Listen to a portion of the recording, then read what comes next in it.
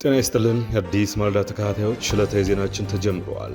ዋና ዋና ጉዳዮቹን አስቀድመን ጠቁማችሁ ጠቅላይ ሚኒስትር አብይ አህመድ በእርሳቸው የሚመራው የፌዴራሉ መንግስት በአማራ ጉዳይ ጣልቃ እንደማይገባ ተናገሩ። ጠቅላይ ሚኒስትሩ ይህንን የተናገሩት የታደሰውን የፋሲል ግቢ ዛሬ ጥቅምት 28 ቀን 2018 ዓ.ም በመረቁበት ወቅት ነው። ቀዳሚ ጉዳያችን ነው። ጊዜያዊ አስተዳደሩ አንዱን አካል ደግፋችሁ በጀርባ ታዝላችሁ ትግራይን የጦርነት አውድማ ለማድረግ የምትጥሩ አካላት ከድርጊታችሁ ታቀቡ ሲል አስጠነቀቀ። አስተዳደሩ ትግራይን የጦርነት አውድማ ከማድረግ ባለፈ የተለያዩ ምክንያቶችን በመጠቀም በውስጣችን ጥርጣሬና ለመተማመን እንዲሰፍን ትዕዛዝ በመስጠት አሉታዊ ሚና የምትወጡ ያላቸውንም አካላት ከተግባራችሁ ተቆጠቡ ሲል አሳስበዋል። በስፋት እንቃኘዋለን። የፌዴራል መንግስትና በትግራይ ያሉ ኃይሎች ቆም ብለው የያዙት መንገድ እንዲፈትሹና ከደም አፋሳሽ ጦርነት እንዲታቀቡ እናት ፓርቲ ጥሪ ያቀረበ። አዲስ ማለዳ የመንግስት ኮሚኒኬሽን አገልግሎትን ምላሽ ለማካተት ሙከራ አድርጋለች። በዝርዝር እንመለከተዋለን። ከሀገራት ብሔራዊ መከላከያ በጀት 500 በአፍሪካ ህብረት መሪነት ለሚካሄደው የሰላም ግንባታ ጥረት እንዲውል ስምምነት ላይ ተደረሰ። እንዴት ታደምጡታላችሁ። የሱዳን ፈጥኖ ደራሽ ድጋፍ ሰጪ ኃይል ለሰብአዊ ረድኤት ተደራሽነት በአሜሪካ መሪነት የቀረበውን የጊዜያዊ ተኩስ አቁም ተቀበለ። የሱዳን ብሔራዊ ጦር ይህ ዘገባ እስከተጠናቀረበት ጊዜ ድረስ ምላሽ አልሰጠም። ከውጭ የያዝነው ጉዳያችን ነው። አስቀድመን ያስተዋወቅናችሁን ርዕሰ ጉዳዮች ጨምሮ ሌሎች መረጃዎችንም ይዘናል። አብራችሁ እንድትቆዩ የጋበዝን። ወደ ቀዳሚ ጉዳይ አለፍን።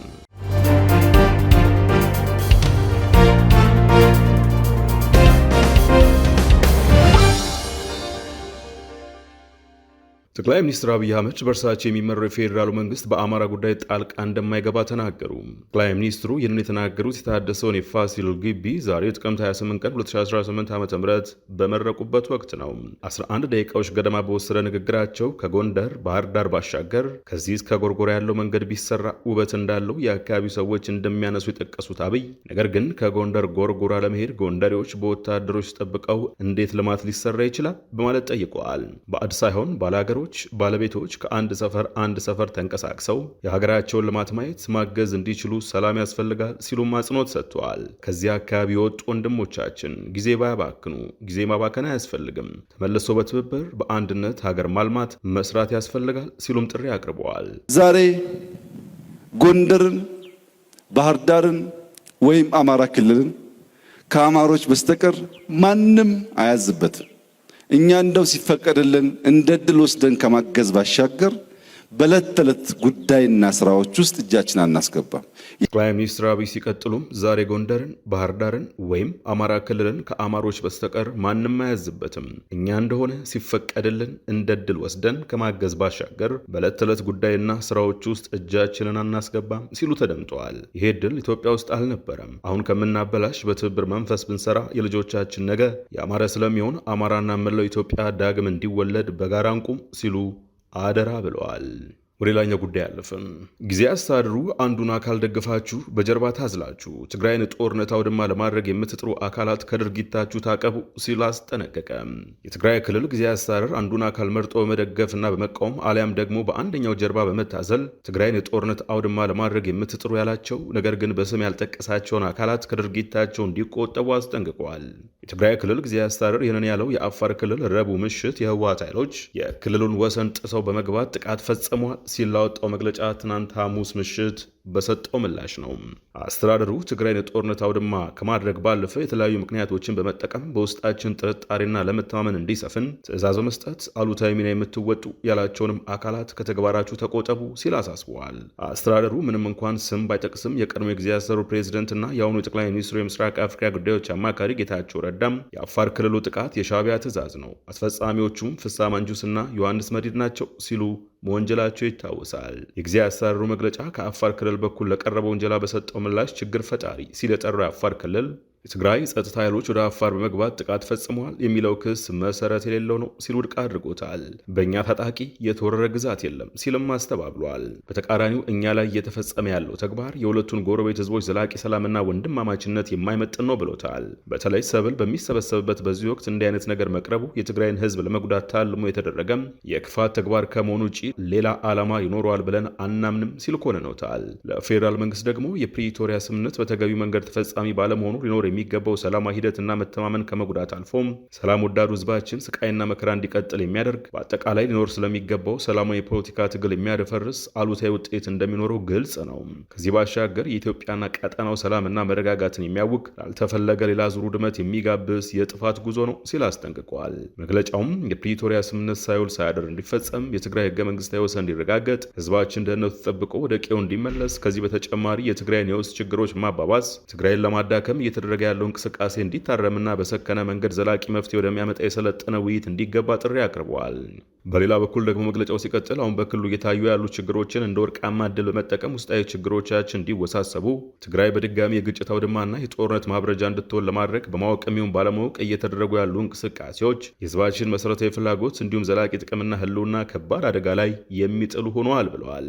ይህ በእንዲህ እንዳለ በዚህ ሳምንት የትግራይ ክልል ጊዜያዊ አስተዳደር የስራ ኃላፊዎች ወደ ደቡባዊ ዞን ራያ ዘቦና ራያ ጨርጨር አካባቢ ባለሀብቶች የተከናወኑ ስራዎችን ለመጎብኘት ህዝባዊ ውይይቶች ለማካሄድ አመራሮች ያደረጉትን ጉዞ ግምት ውስጥ በማስገባት ይህንኑ እንቅስቃሴ ለማደናቀፍ ታስበው ኃላፊዎቹም ከመዲናዋ መቀሌ በመሆን አቅጣጫ ወደ ስፍራው ሲያቀኑ ይህንን ለማደናቀፍ በዝግጅት ላይ የነበሩት እነዚሁ ታጣቂዎች ከመጋራና ተፈውንሳ በመነሳት በደደርባን በጸሐፍትና በገረዋገው በኩል የኃላፊዎቹን ጉዞ ሊያደናቀፍ የሚችል ተግባር አከናውነዋል ሲል ወንጅለዋል። የትግራይ ህዝብና አስተዳደሩ በክልሉ ያሉ የውስጥ ችግሮችን ለመፍታት ለሁለቱ ህዝቦች መልካም ጉርብትናና ወንድማማችነት ክብር መስጠት፣ ችግሮች በሰለጠነ ውይይትና በሰላማዊ መንገድ ለመፍታት ካላቸው ጽኑ እምነት የተነሳም በየጊዜው ለሚያጋጥሙ ችግሮች ይፋዊ ምላሽ ከመስጠት ተቆጥበዋል። አሁንም ቢሆን በትግራይ በኩል ሁከትና አለመረጋጋትን ሊጋብዝ የሚችል ምንም አይነት እንቅስቃሴ በአፋር ወንድም ህዝብ ላይ አይኖርም ሲል አትቷል።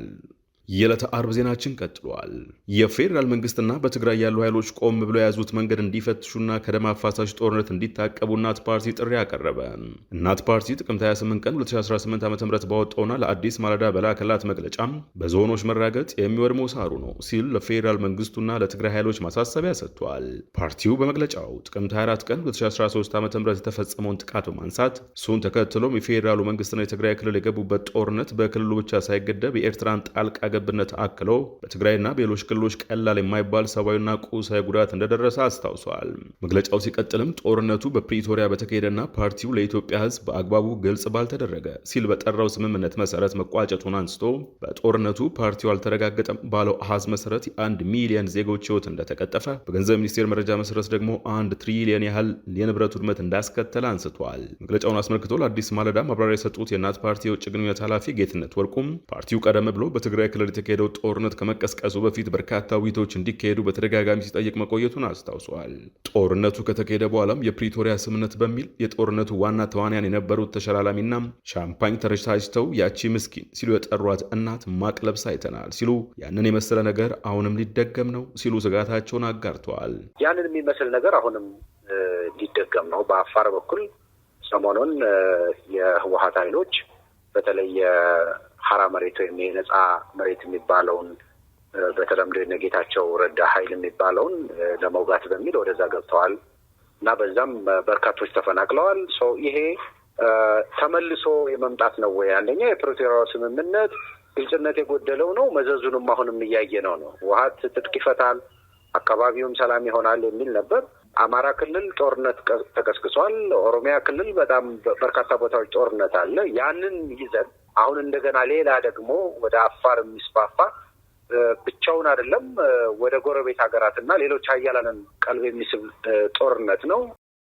ፓርቲው መግለጫው ምንም እንኳን የትግራይ ክልል ጦርነት በዚህ መልኩ ቢቋጭም ቀደም ሲል ኦሮሚያ ክልል ኋላም በአማራ ክልል የተጀመረው ጦርነት በክልሉ ሁሉም አካባቢዎች ሊባል በሚችል መልኩ በመካሄድ ላይ መሆኑን ያነሳል።